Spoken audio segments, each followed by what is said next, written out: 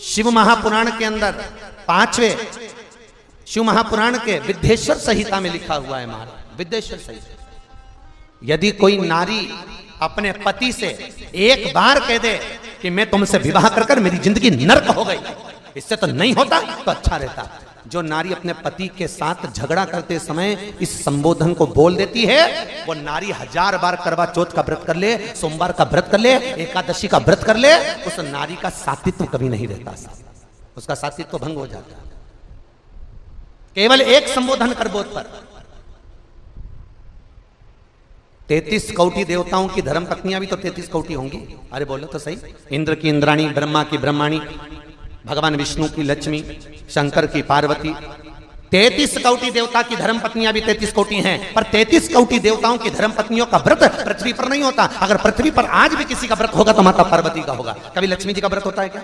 अरे बोलो तो, ये दिवाली पे तुम लक्ष्मी जी का व्रत कर लेती हो, ये तुम्हारे हिसाब से करती हो, शास्त्र प्रमाणित व्रत नहीं है ये, कि कहीं लिखा हो शास्त्र में, किसी पुराण में नहीं लिखा कि दिवाली का व्रत करो।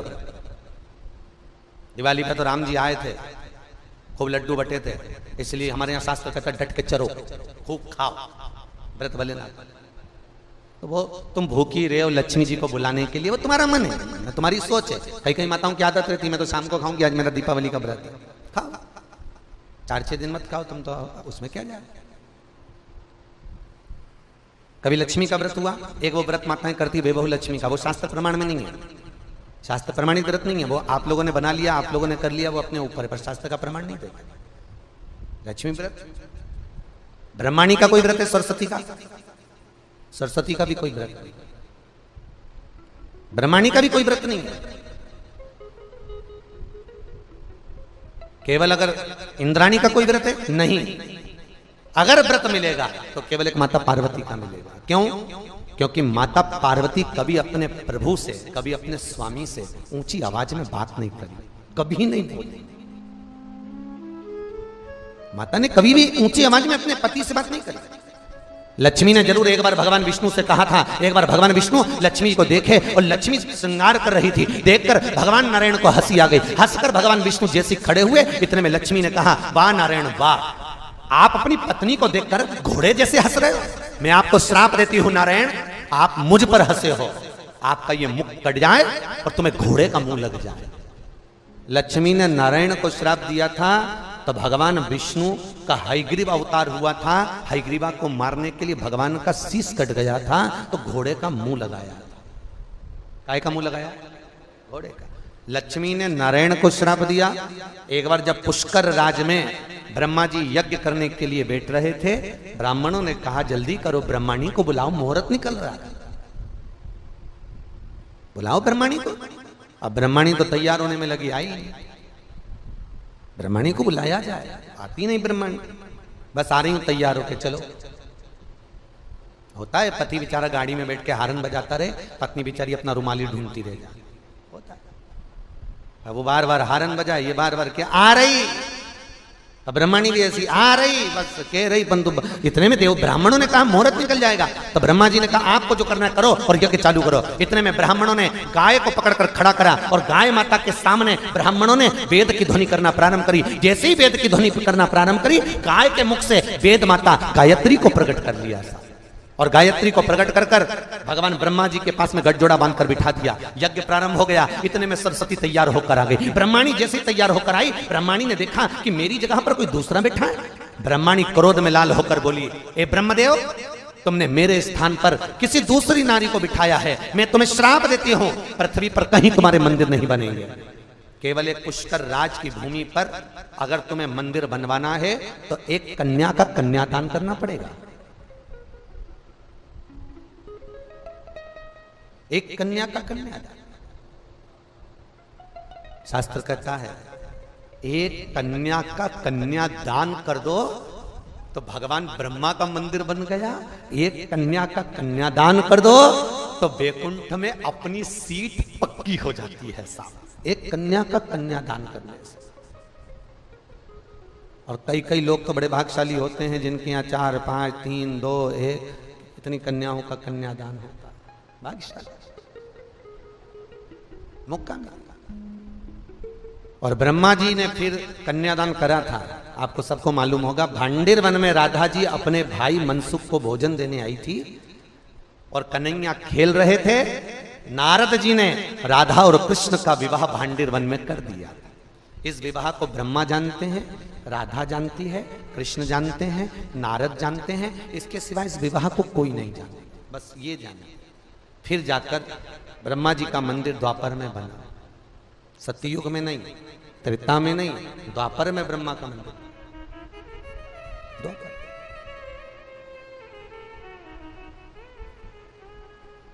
द्वापर मंदिर। ब्रह्माणी ने ब्रह्मा को श्राप दिया था, नारायणी लक्ष्मी ने भगवान विष्णु को श्राप दिया था, इंद्राणी ने इंद्र को श्राप दिया था, पर माता पार्वती ने कभी भगवान शंकर से ऊंची आवाज में बात नहीं करी थी। इसलिए आज भी माताएं सब जो व्रत करती हैं वो पार्वती के। छठ का व्रत पार्वती का, तीज का व्रत पार्वती का, चतुर्थी का व्रत पार्वती का। जितने व्रत माताएं करेंगी सारे व्रत माता पार्वती के, कोई देवी देवता के नहीं। बस निवेदन आपसे भी है, व्रत आपके भी चालू हो सकते हैं अगर तुम अपने पति से ऊंची आवाज में बात नहीं करो तो। व्रत तो चालू हो। तो जब भी बोलती है सी गरज के बोलती राम। एक पति की पत्नी मर गई, पति अंतिम संस्कार करने गया था और अंतिम संस्कार कर कर वापिस आ रहे थे। आते से ही बहुत धड़ाके से बिजली कड़की। जैसी बिजली कड़की, पति नीचे झुका, जमीन पे प्रणाम करा, प्रणाम करके तुरंत कहा पहुंच गई। तो जितने लोग अंतिम संस्कार करके आ रहे थे उन्होंने कहा तुझे कैसे मालूम कि पहुंच गई? नहीं, नीचे भी गरजती थी, ऊपर जाते से ही गरजी है, समझ लो पहुंच गई, सही जगह पहुंच गई, स्थान मिल गया।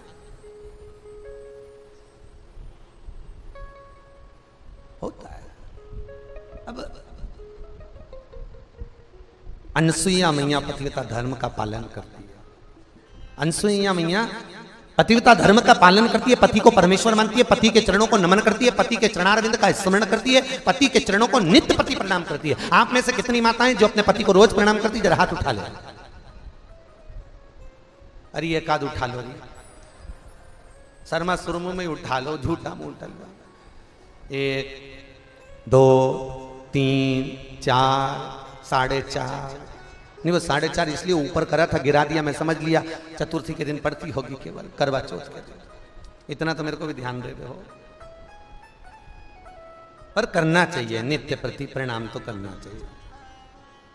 अच्छा तुम मत, कभी कभी ऐसा भी होता है तुम नहीं करती वो कर लेता हो, कभी कभी ऐसा भी होता है, आपने देखा है कई बार घर में जब झगड़ा होता है तो पति बेचारा कहता है मैं तेरे हाथ जोड़ूं, तेरे पांव पड़ू, चुप हो जा, अरे जगदम्बा हो जा।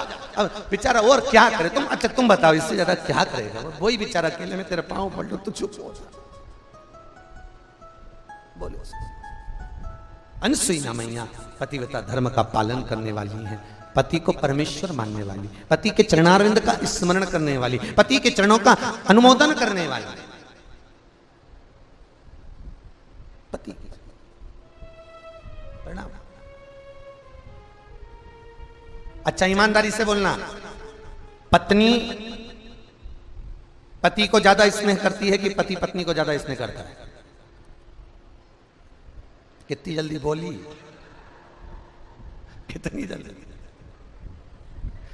सब चतुर हो गए भोपाल के, बुआ जी जय हो थारी, सब चतुर। अब पर ऐसा नहीं है, पति बोलता नहीं है, उसका प्रेम उसका स्नेह दिखता नहीं है, पर शिव महापुराण में और भागवत में पति के चरित्र। अच्छा उसको भी जाने दो, तुम तो अपनी एक बात। एक पति गार्डन में घूम रहे थे और गार्डन में घूमते घूमते एक बड़ा सा कुत्ता आ गया और पत्नी जिधर चल रही थी उधर ही कुत्ता था। बेचारे पति को लगा ये कुत्ता मेरी पत्नी को खा जाएगा, फिर बच्चों को स्कूल कौन भेजेगा, टिफिन कौन बनाएगा, ट्यूशन कौन भेजेगा। पति ने पत्नी का हाथ पीछे खींचा, कुत्ता और आगे बढ़ा।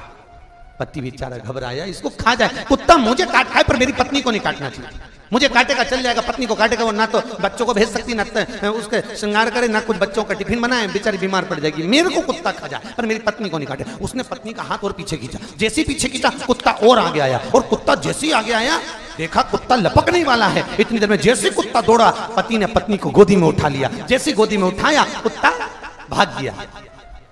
कुत्ता भागा, पति ने पत्नी को नीचे उतारा। पत्नी गुस्से में लाल होकर बोली, तुम्हारे जैसा पति जिंदगी में कभी नहीं देखा मैंने। बताओ, दुनिया के लोग कुत्ते को भगाने के लिए पत्थर उठाते, तुमने मुझे उठा लिया। अब बताओ, बेचारा वो तो भला ही सोचा था, उसने कौन सा बुरा सोचा? उसने तो बेचारे ने भला ही सोचा कि मैं पत्थर नहीं, इसको उठा लूं, इसको नहीं काटेगा, मेरे पाँव में काट खाएगा। तो ऐसा नहीं है कि पति स्नेह नहीं करता है, पर उसका स्नेह दिखता नहीं। बेचारे ने उठाया पर तो भी कुछ करे सो करे, जीवन का सुख पाना। भगवान अनसुईया मैया पतिव्रता धर्म का पालन करती है, पति को परमेश्वर मानती हैं, पति के चरणों का अनुमोदन करती है, पति के चरणों का स्मरण करती है, पति के चरणों का नाम जाप करती है अनसुईया। और जब पति के चरणारविंद का स्मरण किया गया, पति के चरणारविंद को नमन किया गया, अनसुईया मैया का सात्वित्व तीनों लोकों में छा गया। एक दिन लक्ष्मी जी ने भगवान विष्णु के सम्मुख में पार्वती और ब्रह्माणी को बुलाया, और पार्वती और ब्रह्माणी को बुलाकर कहा, सुनो, हमने सुना है कि अनसुईया का सात्वित्व बड़ा प्रबल है। हाँ, परीक्षा ली जाए? ठीक है, ले। तीनों देवियों ने अपने अपने स्वामियों से कहा, जाकर अनसुईया जी की परीक्षा लीजिए। क्या परीक्षा लेना है? अनसुईया जी के दरवाजे पर जाकर भिक्षा मांगना, और भिक्षा भी मांगना तो नग्न अवस्था में मांगना। अनसुईया के वस्त्र नहीं होना चाहिए। एक नारी दूसरी नारी के लिए शब्द कर रही है कि भिक्षा मांगना तो ऐसी मांगना कि तन पर वस्त्र ना हो। भगवान विष्णु ने लक्ष्मी से कहा, रही हो लक्ष्मी, ये कैसे प्रसंग करी है तू? तेरी बुद्धि, तेरी सोच, तेरी वृत्ति गई कहां? ये कहां चली गई? बहुत ध्यान देना, कलकत्ता में था, जैसा खाया अन्न, जम के बोलो, वैसा हो गया मन, जैसा पिया पानी वैसी हो गई वाणी, और जैसा पिया दूध वैसा बन गया बुद्ध। बुद्धि दूध से बनी। विचार करिए,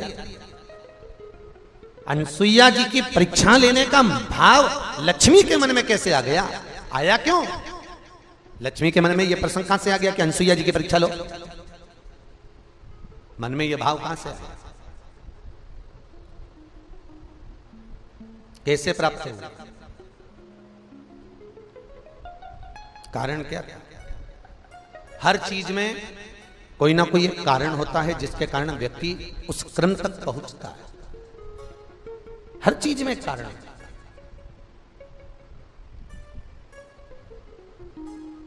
अब एक बार की बात है, माता लक्ष्मी इंद्राणी के घर गई थी।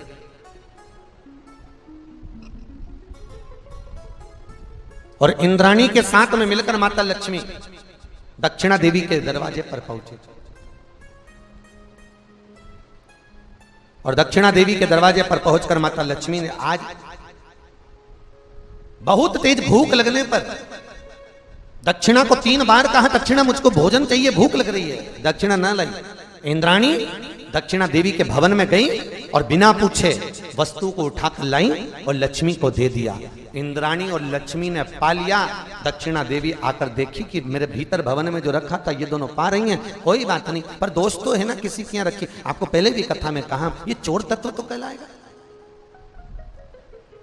भागवत जी में 5 तरह के चोर कहे।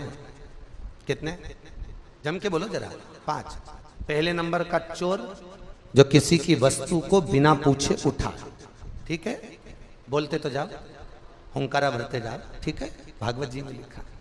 पहले नंबर का चोर जो किसी की वस्तु को बिना पूछे उठाए, वो भी चोर कहलाता है। दूसरे नंबर का चोर किसी के घर में बिना पूछे चले जाए, वो भी चोर कहलाता है। तीसरे नंबर का चोर जो भगवान को दिए बिना पहले खुद खा जाता है, वो भी चोर कहलाता है। चौथे नंबर का चोर किसी की रखी हुई वस्तु को ठोकर मारकर चले जाए वो भी चोर कहलाता है। 5वें नंबर का चोर बाजार गया, गजक खरीदी, आइसक्रीम खरीदी, टॉफी खरीदी, जेब में भरी, अपनी पत्नी के कमरे में जाकर चुपचाप दोनों धनी लुगाई खा गए और बूढ़े माँ बाप को नहीं दिया, वो भी चोर कहलाता।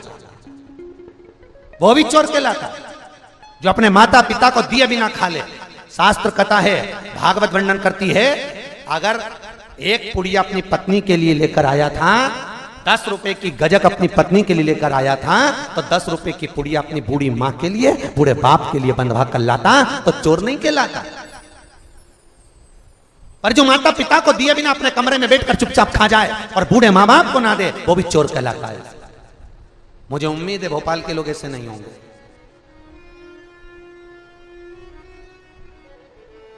चोरी का तत्व है, भगवान को समर्पित करे बिगर भी पाले ना, ये चुटकाई है। जो तत्व लक्ष्मी जी इंद्राणी से करेंगे, भूख लग रही है, इंद्राणी दक्षिणा के जाकर अंदर प्रवेश कर उठाकर लाई और लाकर दे दिया। भले किसी के यहाँ कितना भी पड़ा हो, भले किसी की टेबल पर कितना भी भोजन रखा हो, भले 56 भोग जमे हो, पर जब तक तुमसे कहा ना जाए तब तक तुमने लेना नहीं, तब तक उसको उठाना नहीं।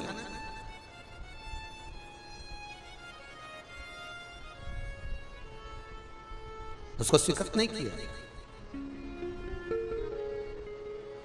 कई लोग मंदिर में पंडित जी नहीं रहते तो पंचपातर उठा के अपने ही हाथ से चरणामत ले लेंगे, अपने हाथ से तुलसी दल ले लेंगे, खा के चले जाते हैं और इतने बड़े धर्मात्मा बनेंगे, बढ़िया चकाचक टंगा पाटी पाट पड़ा के सिर पे पल्लू मल्लू लेके, और सब पंडित जी नहीं है, इनने ही सब ले लिया, ले लुआ के चल दिए। ईमानदारी से बोलो, हो कि नहीं चोटे?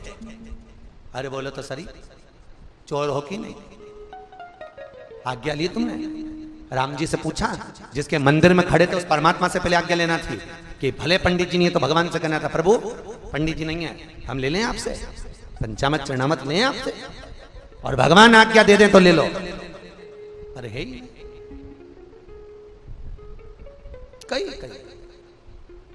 हम कई जगह मंदिरों में देखते हैं, कई जगह की तो जाने तो हम तो सियोर के मंदिरों की भी कहते हैं कि वहां पर भी यही क्रम। एक हमारे वो बगल में बड़ा बाजार में सत्यनारायण जी को मंदिर, और वहां पर भी पंडित जी नहीं रहते तो वो जो जाए बस कूड़ के लेके चलते। अब कोई चोर तत्व है महाराज, उस तत्व से हमें वंचित छूटना, उस तत्व से हमें दूर जाना। कल एक प्रश्न था, मंटो जी एक प्रश्न आया था कल व्हाट्सएप पर, गुरुजी हमारे प्रश्न का उत्तर दीजिए, वृक्ष लगाना क्यों जरूरी है?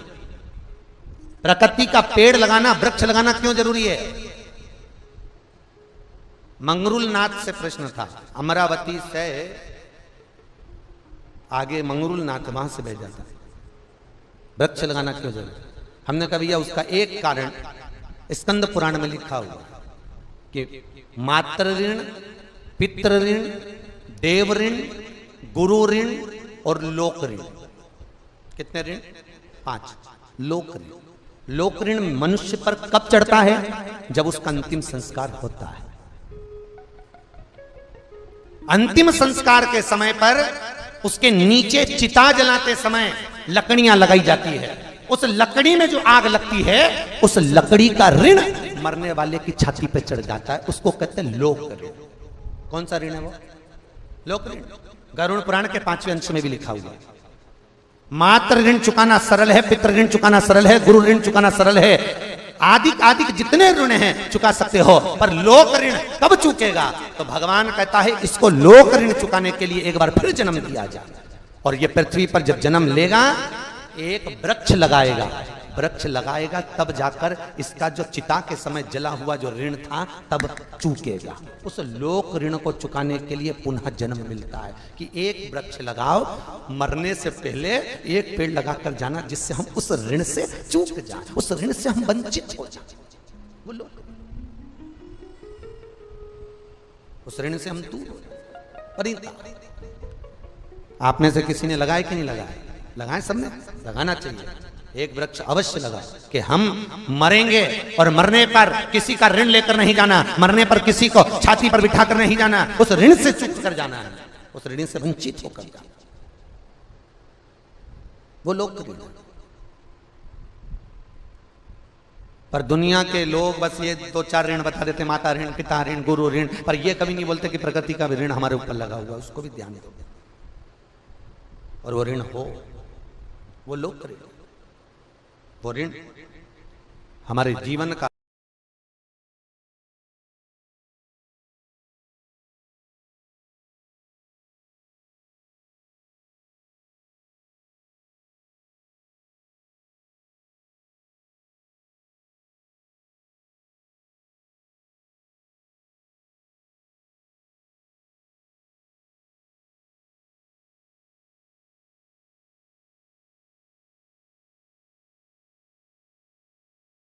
में से एक थी अनसुईया, आंतरी ऋषि के साथ भी है, जिनका पतिव्रता धर्म का पालन करना, पति को परमेश्वर मानना, पति चरणारविंद का स्मरण करना, पति के चरणारविंद में रमे रहना, यह माता अनसुईया का कर्तव्य था। शिव महापुराण के अंदर 5वें शिव महापुराण के विद्येश्वर संहिता में लिखा हुआ है, महाराज विद्येश्वर संहिता, यदि कोई नारी अपने पति से एक बार कह दे कि मैं तुमसे विवाह कर कर मेरी जिंदगी नर्क हो गई, इससे तो नहीं होता तो अच्छा रहता। जो नारी अपने पति के साथ झगड़ा करते समय इस संबोधन को बोल देती है, वो नारी 1000 बार करवा चौथ का व्रत कर ले, सोमवार का व्रत कर ले, एकादशी का व्रत कर ले, उस नारी का सात्वित्व कभी नहीं रहता, उसका सात्वित्व भंग हो जाता। केवल एक संबोधन कर बोध पर 33 कौटी देवताओं की धर्म पत्नियां भी तो 33 कौटी होंगी। अरे बोलो तो सही, इंद्र की इंद्राणी, ब्रह्मा की ब्रह्माणी, भगवान विष्णु की लक्ष्मी, शंकर की पार्वती, 33 कौटी देवता की धर्म पत्नियां भी 33 कौटी हैं, पर 33 कौटी देवताओं की धर्म पत्नियों का व्रत पृथ्वी पर नहीं होता। अगर पृथ्वी पर आज भी किसी का व्रत होगा तो माता पार्वती का होगा। कभी लक्ष्मी जी का व्रत होता है क्या? अरे बोलो तो, ये दिवाली पे तुम लक्ष्मी जी का व्रत कर लेती हो, ये तुम्हारे हिसाब से करती हो, शास्त्र प्रमाणित व्रत नहीं है ये कि कहीं लिखा हो शास्त्र में, किसी पुराण में नहीं लिखा कि दिवाली का व्रत करो। दिवाली पे तो राम जी आए थे, खूब लड्डू बटे थे, इसलिए हमारे यहाँ शास्त्र कहता डट के चरो, खूब खाओ, व्रत भले ना। तो वो तुम भूखी रहे हो लक्ष्मी जी को बुलाने के लिए, वो तुम्हारा मन है, तुम्हारी सोच है। कई कई माताओं की आदत रहती है, मैं तो शाम को खाऊंगी, आज मेरा दीपावली का व्रत है, खाओ, 4-6 दिन मत खाओ तुम, तो उसमें क्या जाए। कभी लक्ष्मी का व्रत हुआ, एक वो व्रत माताएं करती बेबहू लक्ष्मी का, वो शास्त्र प्रमाण में नहीं है, शास्त्र प्रमाणित व्रत नहीं है, वो आप लोगों ने बना लिया, आप लोगों ने कर लिया, वो अपने ऊपर है, पर शास्त्र का प्रमाण नहीं देगा। लक्ष्मी व्रत, ब्रह्माणी का कोई व्रत है, सरस्वती का, सरस्वती का भी कोई व्रत नहीं, ब्रह्माणी का भी कोई व्रत नहीं है। केवल अगर इंद्राणी का कोई व्रत है, नहीं, अगर व्रत मिलेगा तो केवल एक माता पार्वती का मिलेगा। क्यों? क्योंकि माता पार्वती कभी अपने प्रभु से, कभी अपने स्वामी से ऊंची आवाज में बात नहीं करी, कभी नहीं बोली। माता ने कभी भी ऊंची आवाज में अपने पति से बात नहीं करी। लक्ष्मी ने जरूर एक बार भगवान विष्णु से कहा था, एक बार भगवान विष्णु लक्ष्मी को देखे और लक्ष्मी श्रृंगार कर रही थी, देखकर भगवान नारायण को हंसी आ गई। हंसकर भगवान विष्णु जैसे खड़े हुए, इतने में लक्ष्मी ने कहा, वाह नारायण वाह, आप अपनी पत्नी को देखकर घोड़े जैसे हंस रहे हो, मैं आपको श्राप देती हूं नारायण, आप मुझ पर हंसे हो, आपका ये मुख कट जाए और तुम्हें घोड़े का मुंह लग जाए। लक्ष्मी ने नारायण को श्राप दिया था तो भगवान विष्णु का हयग्रीव अवतार हुआ था, हयग्रीवा को मारने के लिए भगवान का शीश कट गया था, तो घोड़े का मुंह लगाया था। काय का मुंह लगाया? घोड़े का। लक्ष्मी ने नारायण को श्राप दिया। एक बार जब पुष्कर राज में ब्रह्मा जी यज्ञ करने के लिए बैठ रहे थे, ब्राह्मणों ने कहा जल्दी करो, ब्रह्माणी को बुलाओ, मुहूर्त निकल रहा है, बुलाओ ब्रह्माणी को। अब ब्रह्माणी तो तैयार होने में लगी, आई नहीं, ब्रह्माणी को बुलाया जाए, आती नहीं ब्रह्माणी, बस आ रही हूं तैयार होके, चलो। होता है पति बेचारा गाड़ी में बैठ के हारन बजाता रहे, पत्नी बेचारी अपना रुमाली ढूंढती रह जाए, होता है। वो बार बार हारन बजाए, ये बार बार क्या आ रही, अब ब्रह्मणी भी ऐसी आ रही, बस कह रही बंधु। इतने में देव ब्राह्मणों ने कहा मुहूर्त निकल जाएगा, तो ब्रह्मा जी ने कहा आपको जो करना है करो और यज्ञ चालू करो। इतने में ब्राह्मणों ने गाय को पकड़कर खड़ा करा और गाय माता के सामने ब्राह्मणों ने वेद की ध्वनि करना प्रारंभ करी। जैसे ही वेद की ध्वनि करना प्रारंभ करी, गाय के मुख से वेद माता गायत्री को प्रकट कर लिया और गायत्री को प्रकट कर कर भगवान ब्रह्मा जी के पास में गठजोड़ा बांधकर बिठा दिया। यज्ञ प्रारंभ हो गया। इतने में सरस्वती तैयार होकर आ गई। ब्रह्माणी जैसे ही तैयार होकर आई, ब्रह्माणी ने देखा कि मेरी जगह पर कोई दूसरा बैठा है। ब्रह्माणी क्रोध में लाल होकर बोली, ए ब्रह्मदेव, तुमने मेरे स्थान पर किसी दूसरी नारी को बिठाया है, मैं तुम्हें श्राप देती हूं, पृथ्वी पर कहीं तुम्हारे मंदिर नहीं बनेंगे। केवल एक पुष्कर राज की भूमि पर अगर तुम्हें मंदिर बनवाना है तो एक कन्या का कन्यादान करना पड़ेगा।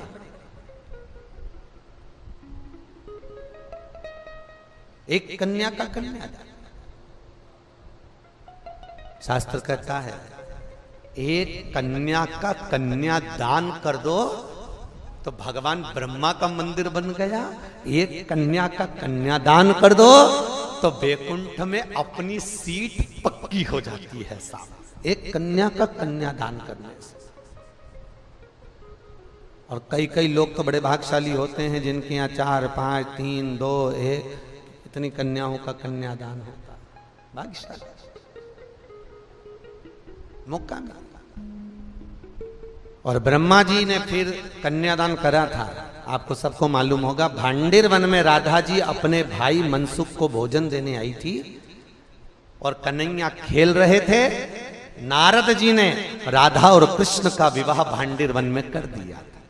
इस विवाह को ब्रह्मा जानते हैं, राधा जानती है, कृष्ण जानते हैं, नारद जानते हैं। इसके सिवा इस विवाह को कोई नहीं जानता, बस ये जाने। फिर जाकर ब्रह्मा जी का मंदिर द्वापर में बना। सत्ययुग में नहीं, त्रेता में नहीं, द्वापर में ब्रह्मा का मंदिर। द्वापर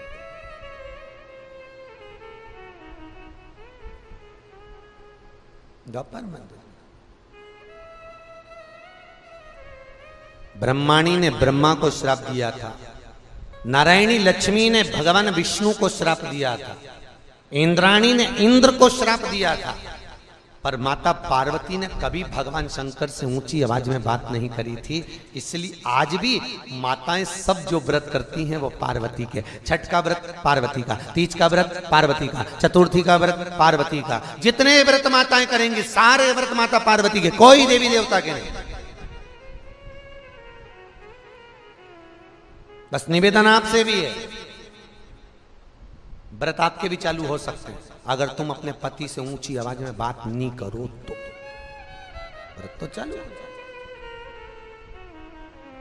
पर जब भी बोलती है सी गरज के बोलती राम। एक पति की पत्नी मर गई, पति अंतिम संस्कार करने गया था और अंतिम संस्कार कर कर वापिस आ रहे थे। आते से ही बहुत धड़ाके से बिजली कड़की। जैसी बिजली कड़की, पति नीचे झुका, जमीन पे प्रणाम करा, प्रणाम करके तुरंत कहा पहुंच गई। तो जितने लोग अंतिम संस्कार करके आ रहे थे उन्होंने कहा तुझे कैसे मालूम कि पहुंच गई? नहीं, नीचे भी गरजती थी, ऊपर जाते से ही गरजी है, समझ लो पहुंच गई, सही जगह पहुंच गई, स्थान मिल गया।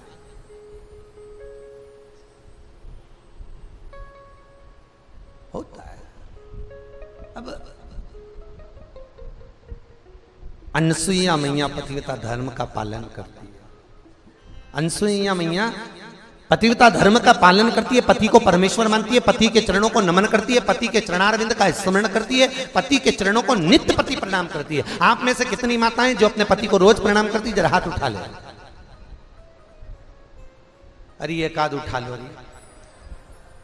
शर्मा सुरमु में उठा लो, झूठा मुंह उठा लो। 1, 2, 3, 4, 4.5 नहीं, वो 4.5 इसलिए ऊपर करा था, गिरा दिया, मैं समझ लिया चतुर्थी के दिन पड़ती होगी, केवल करवा चौथ के दिन। इतना तो मेरे को भी ध्यान दे हो, पर करना चाहिए, नित्य प्रति प्रणाम तो करना चाहिए।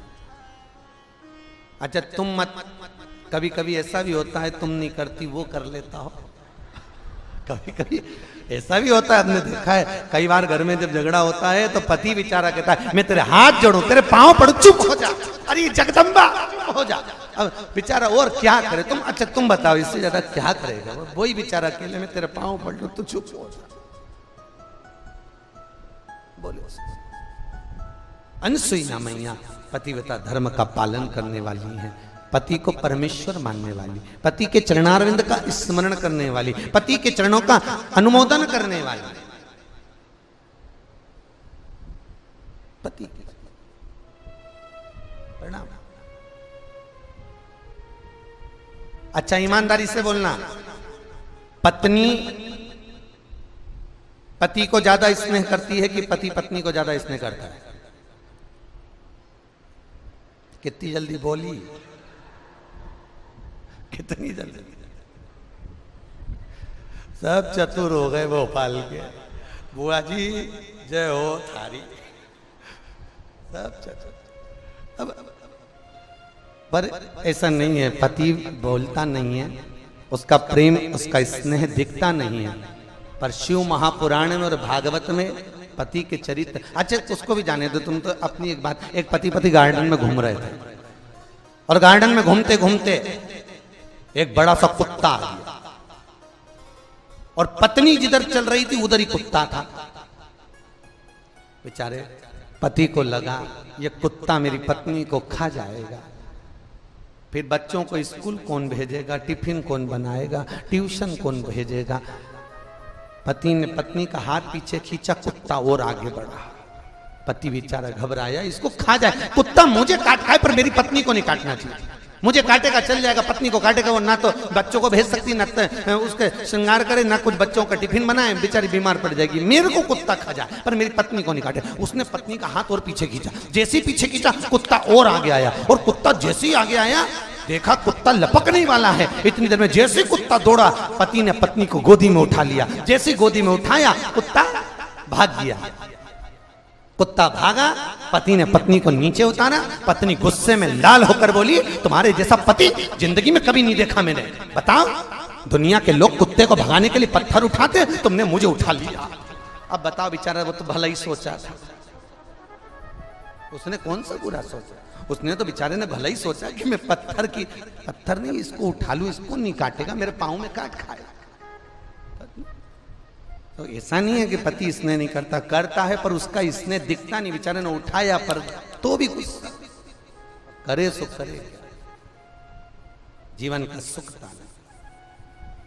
भगवान अनसुईया मैया पतिव्रता धर्म का पालन करती है, पति को परमेश्वर मानती हैं, पति के चरणों का अनुमोदन करती है, पति के चरणों का स्मरण करती है, पति के चरणों का नाम जाप करती है अनसुईया।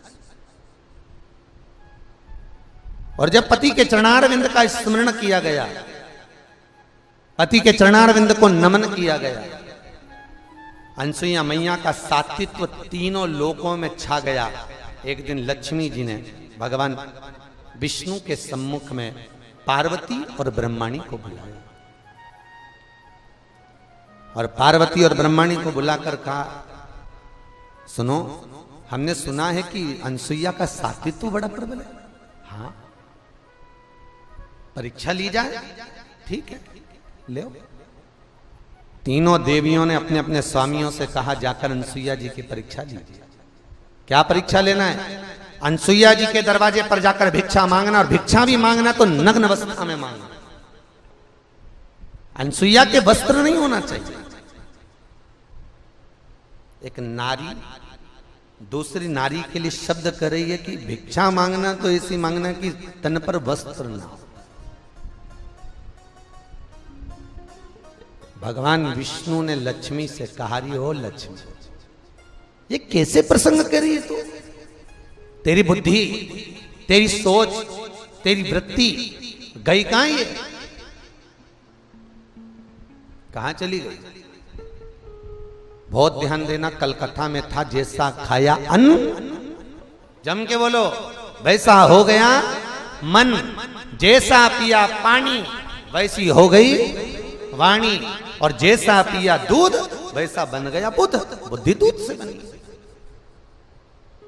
विचार करिए, अनसुईया जी की परीक्षा लेने का भाव लक्ष्मी के मन में कैसे आ गया? आया क्यों? लक्ष्मी के मन में यह प्रसंग कहां से आ गया कि अनसुईया जी की परीक्षा लो? मन में यह भाव कहां से आया? कैसे प्राप्त हुआ? कारण क्या था? हर चीज में कोई ना कोई एक कारण होता है जिसके कारण व्यक्ति उस क्रम तक पहुंचता है। हर चीज में एक कारण है।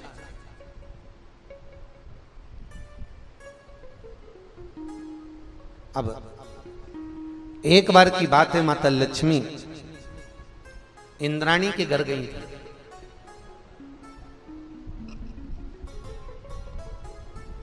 और इंद्राणी के साथ में मिलकर माता लक्ष्मी दक्षिणा देवी के दरवाजे पर पहुंचे। और दक्षिणा देवी के दरवाजे पर पहुंचकर माता लक्ष्मी ने आज बहुत तेज भूख लगने पर दक्षिणा को 3 बार कहा, दक्षिणा मुझको भोजन चाहिए, भूख लग रही है। दक्षिणा ना लाई। इंद्राणी दक्षिणा देवी के भवन में गई और बिना पूछे वस्तु को उठाकर लाई और लक्ष्मी को दे दिया। इंद्राणी और लक्ष्मी ने पा लिया। दक्षिणा देवी आकर देखी कि मेरे भीतर भवन में जो रखा था ये दोनों पा रही हैं, कोई बात नहीं, पर दोष तो है ना किसी की यहाँ रखी। आपको पहले भी कथा में कहा, ये चोर तत्व तो कहलाएगा। भागवत जी में 5 तरह के चोर कहें। कितने? जम के बोलो जरा। 5। पहले नंबर का चोर जो किसी की वस्तु को बिना पूछे उठा। ठीक है, बोलते तो जाओ, हुंकारा भरते जाओ। ठीक है, भागवत जी में लिखा। पहले नंबर का चोर जो किसी की वस्तु को बिना पूछे उठाए वो भी चोर कहलाता है। दूसरे नंबर का चोर किसी के घर में बिना पूछे चले जाए वो भी चोर कहलाता है। तीसरे नंबर का चोर जो भगवान को दिए बिना पहले खुद खा जाता है वो भी चोर कहलाता है। चौथे नंबर का चोर किसी की रखी हुई वस्तु को ठोकर मारकर चले जाए वो भी चोर कहलाता है। 5वें नंबर का चोर बाजार गया, गजक खरीदी, आइसक्रीम खरीदी, टॉफी खरीदी, जेब में भरी, अपनी पत्नी के कमरे में जाकर चुपचाप दोनों धनी लुगाई खा गए और बूढ़े माँ बाप को नहीं दिया, वो भी चोर कहलाता। वो भी चोर कहलाता जो अपने माता पिता को दिए बिना खा ले। शास्त्र कहता है, भागवत वर्णन करती है, अगर एक पुड़िया अपनी पत्नी के लिए लेकर आया था, 10 रुपए की गजक अपनी पत्नी के लिए लेकर आया था, तो 10 रुपए की पुड़िया अपनी बूढ़ी माँ के लिए, बूढ़े बाप के लिए बंधवा कर लाता तो चोर नहीं कहलाता। पर जो माता पिता को दिए बिना अपने कमरे में बैठकर चुपचाप खा जाए और बूढ़े माँ बाप को ना दे वो भी चोर कहलाता है। मुझे उम्मीद है भोपाल के लोग ऐसे नहीं होंगे।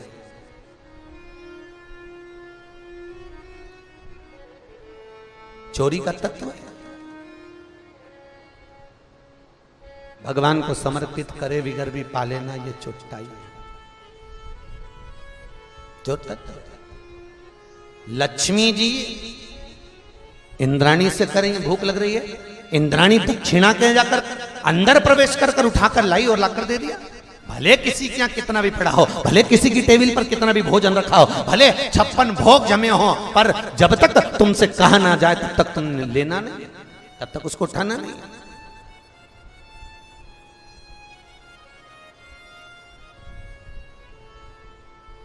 उसको स्वीकृत नहीं किया। कई लोग मंदिर में पंडित जी नहीं रहते तो पंचपातर उठा के अपने ही हाथ से चरणामत ले लेंगे, अपने हाथ से तुलसी दल ले लेंगे, खा के चले जाते हैं और इतने बड़े धर्मात्मा बनेंगे, बढ़िया चकाचक टंगा पाटी पाट फुड़ा के सिर पे पल्लू मल्लू लेके, और सब पंडित जी नहीं है, इनने ही सब ले लिया, ले लुआ के चल दिए। ईमानदारी से बोलो, हो कि नहीं चोटते? अरे बोलो तो सरी, चोर हो कि नहीं? आज्ञा ली तुमने? राम जी से पूछा, जिसके मंदिर में खड़े थे उस परमात्मा से पहले आज्ञा लेना थी कि भले पंडित जी नहीं है तो भगवान से कहना था, प्रभु पंडित जी नहीं है, हम ले लें आपसे, पंचामत चरणामत लें आपसे, और भगवान आज्ञा दे दें तो ले लो। अरे है ही कई हम कई जगह मंदिरों में देखते हैं, कई जगह की तो जाने दो, हम तो सीहोर के मंदिरों की भी कहते हैं कि वहां पर भी यही क्रम। एक हमारे वो बगल में बड़ा बाजार में सत्यनारायण जी को मंदिर, और वहां पर भी पंडित जी नहीं रहते तो वो जो जाए बस कूड़ के लेके चलते। अब कोई चोर तत्व है महाराज, उस तत्व से हमें वंचित छूटना, उस तत्व से हमें दूर जाना। कल एक प्रश्न था, मंटो जी एक प्रश्न आया था कल व्हाट्सएप पर, गुरुजी हमारे प्रश्न का उत्तर दीजिए, वृक्ष लगाना क्यों जरूरी है? प्रकृति का पेड़ लगाना, वृक्ष लगाना क्यों जरूरी है? मंगरूल नाथ से प्रश्न था, अमरावती से आगे मंगरूल नाथ वहां से भेजा था, वृक्ष लगाना क्यों जरूरी? हमने कहा भैया उसका एक कारण स्कंद पुराण में लिखा हुआ कि मातृ ऋण, पितृ ऋण, देव ऋण, गुरु ऋण और लोक ऋण। कितने ऋण? 5। लोक ऋण, लोक ऋण मनुष्य पर कब चढ़ता है? जब उसका अंतिम संस्कार होता है। अंतिम संस्कार के समय पर उसके नीचे चिता जलाते समय लकड़ियां लगाई जाती है, उस लकड़ी में जो आग लगती है उस लकड़ी का ऋण मरने वाले की छाती पे चढ़ जाता है, उसको कहते हैं लोक ऋण। कौन सा ऋण है वो? लोक ऋण। गरुड़ पुराण के 5वें अंश में भी लिखा हुआ है, मातृ ऋण चुकाना सरल है, पितृ ऋण चुकाना सरल है, गुरु ऋण चुकाना सरल है, आदि जितने ऋण हैं चुका सकते हो, पर लोक ऋण कब चुकेगा? तो भगवान कहता है इसको लोक ऋण चुकाने के लिए एक बार फिर जन्म दिया जाए, और ये पृथ्वी पर जब जन्म लेगा एक वृक्ष लगाएगा, वृक्ष लगाएगा तब जाकर इसका जो चिता के समय जला हुआ जो ऋण था तब चूकेगा। उस लोक ऋण को चुकाने के लिए पुनः जन्म मिलता है कि एक वृक्ष लगाओ, मरने से पहले एक पेड़ लगाकर जाना, जिससे हम उस ऋण से चूक जाएं, उस ऋण से हम वंचित हो जाएं। वो लोक, उस ऋण से हम दूर हो जाएं। परिता आप में से किसी ने लगाए कि नहीं लगाए? लगाएं, सबने लगाना चाहिए। एक वृक्ष अवश्य लगा कि हम मरेंगे और मरने पर किसी का ऋण लेकर नहीं जाना, मरने पर किसी को छाती पर बिठा कर नहीं जाना, उस ऋण से चूक कर जाना है, उस ऋण से वंचित होकर जाना। वो लोग पर दुनिया के लोग बस ये 2-4 ऋण बता देते, माता ऋण, पिता ऋण, गुरु ऋण, पर ये कभी नहीं बोलते कि प्रकृति का भी ऋण हमारे ऊपर लगा हुआ है, उसको भी ध्यान दो, और वो ऋण हो वो लोग करेगा। वो ऋण हमारे जीवन का